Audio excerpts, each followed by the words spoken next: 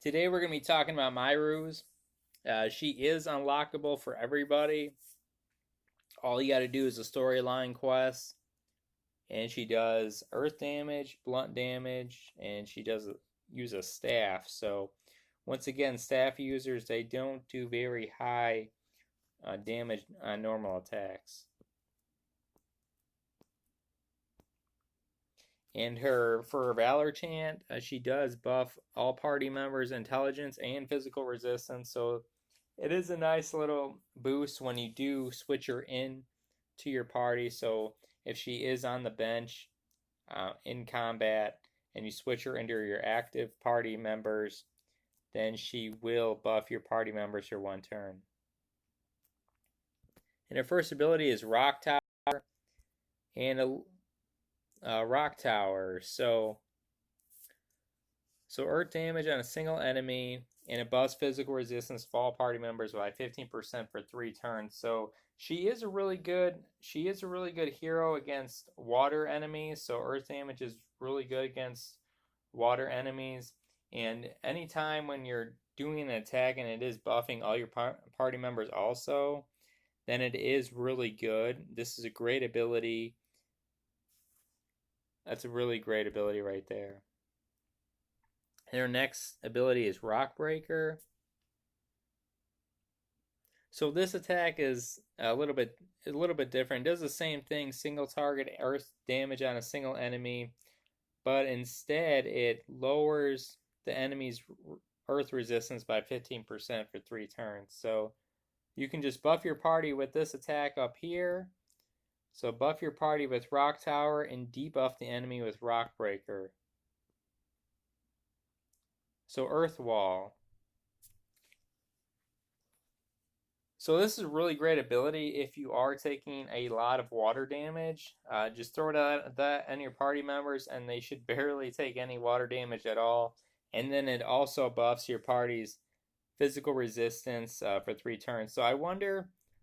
So if you use that and then you use this buff up here, this other 15%, I imagine your party members' physical resistance will be buffed to 30%.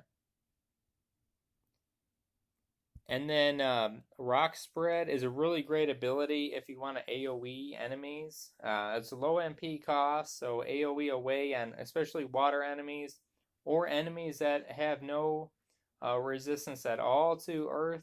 It should do decent damage, so go ahead and use that as your AoE sweeper. It's a really great ability. And then she also has a medium heal, it looks like, so go ahead and test that out. I mean, there are better healers out there, but if you're lacking healing, then definitely use that ability, that power heal. And then Earthly Fortress. So it looks like it's a upgrade to that first ability. So once again, it's a single earth attack on a single enemy, does medium damage and buffs physical resistance for all party members by 20%. So once again, another great attack to have.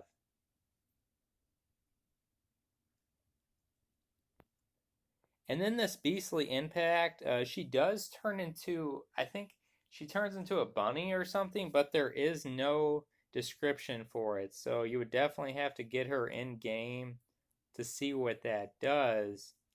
But I imagine that it's like she turns into a giant bunny or something like that. I'm imagining it's really good, especially if it costs 50 MP. It better be good. And then this Terra Fortress down here is just an upgrade to that first ability, just a large amount of damage. And I would definitely, think about using that as your ultimate ability,